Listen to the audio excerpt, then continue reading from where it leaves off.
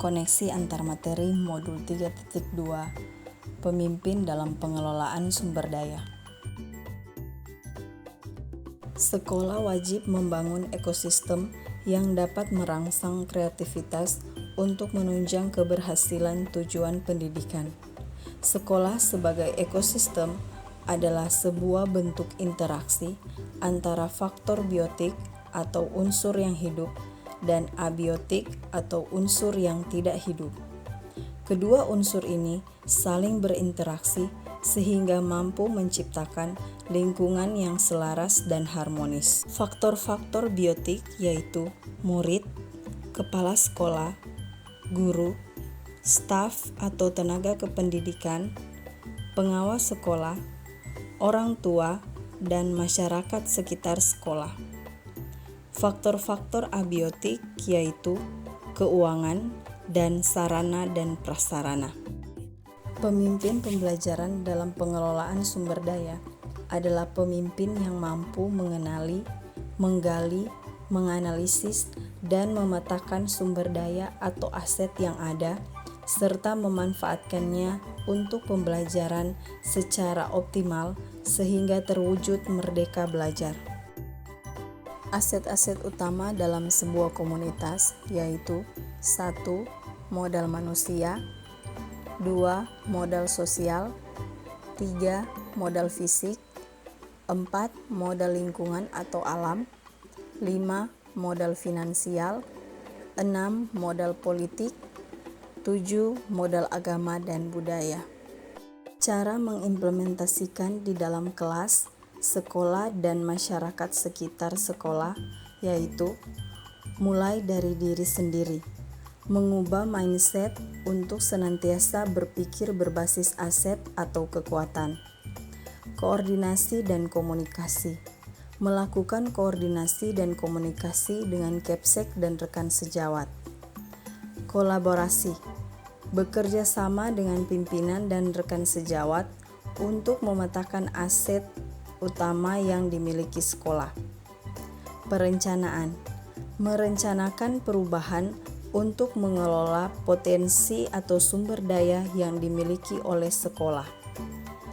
Pelaksanaan, melaksanakan rencana untuk mengolah potensi yang dimiliki sekolah. Yang terakhir, refleksi dan evaluasi, merefleksi dan mengevaluasi kegiatan yang telah dilakukan. Hubungan pengelolaan sumber daya yang tepat akan membantu proses pembelajaran murid menjadi lebih berkualitas. 1.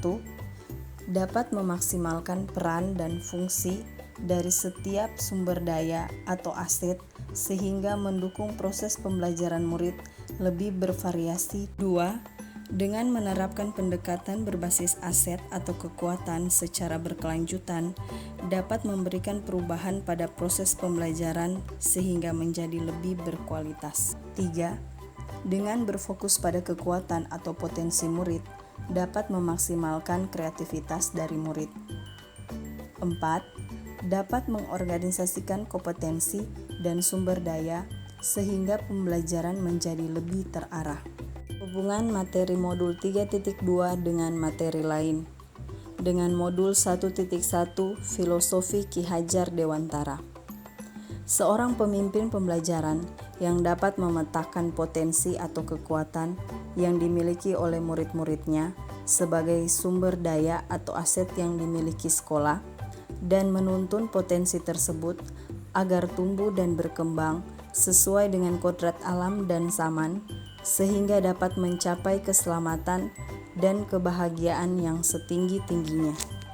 Hubungan materi modul 3.2 dengan modul 1.2 Nilai dan peran guru penggerak. Dalam memetakan aset atau kekuatan dan mengelola sumber daya yang ada di sekolah, seorang pemimpin pembelajaran harus memiliki nilai-nilai dan peran guru penggerak seperti kolaboratif, inovatif, reflektif, dan berpihak pada murid, sehingga mampu mengoptimalkan potensi sumber daya yang ada di sekolah. Hubungan materi modul 3.2 dengan modul 1.3 Visi Guru Penggerak. Dalam mengelola sumber daya, yang dimiliki oleh sekolah dapat menerapkan paradigma inquiry apresiatif yang merupakan pendekatan manajemen perubahan kolaboratif dan berbasis kekuatan dengan menggunakan tahapan Bagja. Tahapan Bagja membuat arah pengelolaan sumber daya menjadi terstruktur dan berpihak pada murid.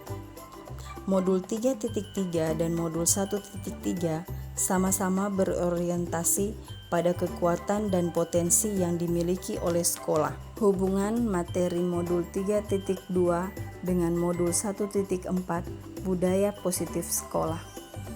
Pengelolaan sumber daya dengan menerapkan pendekatan berbasis kekuatan atau aset dapat menjadi suatu budaya yang positif di sekolah, yaitu dengan mengenali hal-hal atau potensi yang positif di sekolah sehingga dapat menciptakan pembentukan karakter yang positif bagi murid.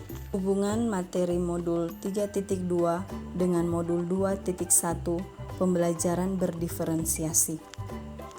Pemimpin pembelajaran memetakan potensi berbasis aset atau kekuatan yang dimiliki oleh murid sehingga dapat menciptakan pembelajaran berdiferensiasi, yaitu pembelajaran yang sesuai dengan kebutuhan masing-masing murid sehingga dapat memaksimalkan potensi murid dan memberikan kesempatan pada murid untuk mempelajari nilai-nilai kehidupan yang penting seperti indahnya perbedaan, menghargai kekuatan diri, kesempatan yang setara, dan kemerdekaan belajar.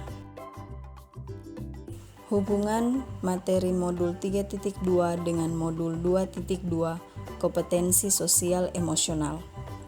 Dalam pengelolaan sumber daya berbasis aset atau kekuatan, juga harus memperhatikan 5 kompetensi sosial emosional, yaitu kesadaran diri, pengelolaan diri, empati atau kesadaran sosial, resiliensi, dan pengambilan keputusan yang bertanggung jawab.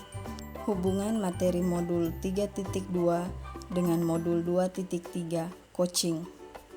Pengelolaan sumber daya atau pemetaan sumber daya berbasis aset atau kekuatan dapat juga dilakukan melalui coaching, di mana coach dapat mengarahkan coachee untuk mampu memaksimalkan potensi yang ada dalam dirinya atau lingkungannya sehingga menghasilkan pembelajaran yang berpihak pada murid. Hubungan materi Modul 3.2 dengan Modul 3.1 Pengambilan keputusan sebagai pemimpin pembelajaran.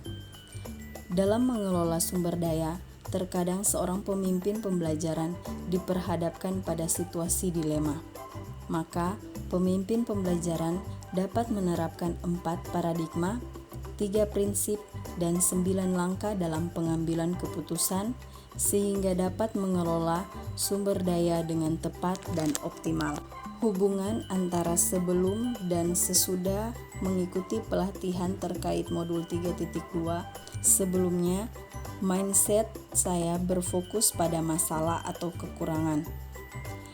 Yang kedua, pengetahuan tentang pengelolaan sumber daya yang minim. Sesudah, merubah pola pikir untuk melihat berbagai potensi yang ada di sekolah dan berusaha untuk mengembangkannya. Pengetahuan tentang pengelolaan sumber daya yang semakin bertambah.